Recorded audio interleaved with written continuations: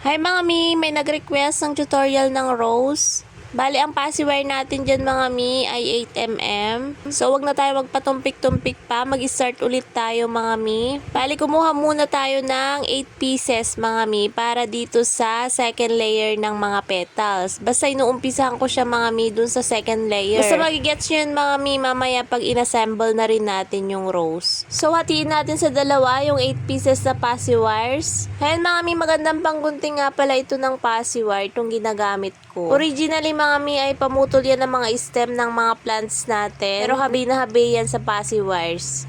Hindi ka magkakakalyo kakagunting mga mi. So, ayan na nga mga mi, kumuha tayo ng isa para dun sa pinaka-base natin na pag-iikutan ng 3 piraso nung hinati natin. Bali, 2 paciwire mga mi sa isang stem. Bali, pare-parehong sukat yan mga mi, kalahati lang ng paciwire, 15 cm yung kalahati ng isang buong paciwire. So, syempre, ayusin lang din natin, tapos itupin na natin yung pinakagilid niya. Then, ilak natin mga mi, kuha tayo ng isa hanggang sa 2, hanggang sa mailak talaga siya. Tapos, gumamit tayo dyan ng plies para mabilis natin siyang ma-twist or matupi.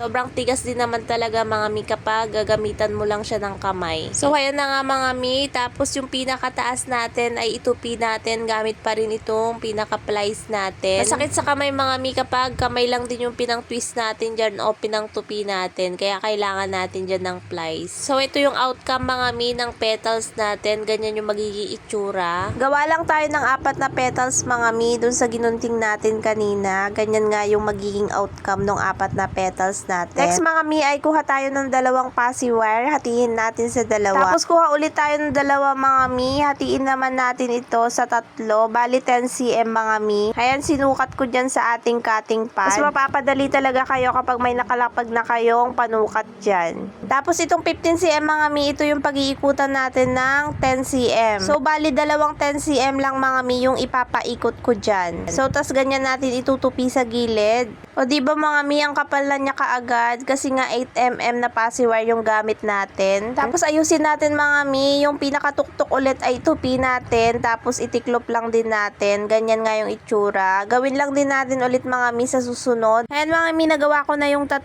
petals natin na maliliit. Yan yung pinaka ilalagay natin sa loob. May sobra tayong kalahating paciwire. Kaya yung nagamit nating kulay red dyan mga mi ay 11 pieces and a half lang. Para sa akin mga mi ay okay na yan sa akin. Sakto na yung laki na gusto ko. Syempre, depende pa rin naman sa inyo mga mi kung susundin nyo tong tutorial natin. So, para lang din may idea kayo mga mi. So, ayan na nga mga mi, dinikit na natin dyan sa pinaka floral wire natin. Pero dapat ganyan mga mi yung magiging itsura nyan ha. Parang nakapatong yung isang gilid. Hindi siya pantay-pantay mga mi, makikita nyo dyan sa video kung ano yung itsura. Ayan mga mi, ganyan dapat yung itsura.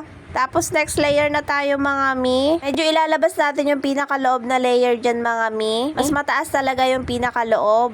So ayan mga mi, dinikit ko lang din. So ganun din yung pagdidikit natin dyan mga mi. Parang magkakapatong din siya. Hindi siya pantay-pantay. Ganun. Parang alternate siya na nakapatong para magmukha talaga siyang rose. Siyempre matrabaho yan mga mi kasi hihintayin pa talaga nating matuyo yung pinaka-glue natin bago natin bibitawan. Make sure nyo mga mi na mainit yung glue stick nyo para dumikit siya at hindi talaga makakalas yan. So ayan na nga mga mi, kailangan diinan nyo rin para hindi siya ma-disalign. Ayus-ayusin nyo lang din mga mi. So, ayan na nga yung itsura niyan mga mi. Tapos yung pinakagilid natin. Tapos dyan sa bandang baba, ganyan yung itsura niya. So, proceed na tayo dito sa pinaka-sepal natin mga mi. 2 green lang yung kinuha ko dyan. Hinati ko yan sa 10 cm. Bali, ganyan nga lang yung tupi na ginawa ko dyan mga mi. Parang isi-shape nyo lang siya dyan sa pinaka-bottom natin. I-curve lang natin mga mi, pero okay na yan. Susunod na yan kapag dinikit na rin natin. So, ayan na nga mga mi, matapos nating tiklopin, ay dikit na nga rin natin isa-isa. Bali, 6 pieces yan mga mi, i-adjust nyo na lang.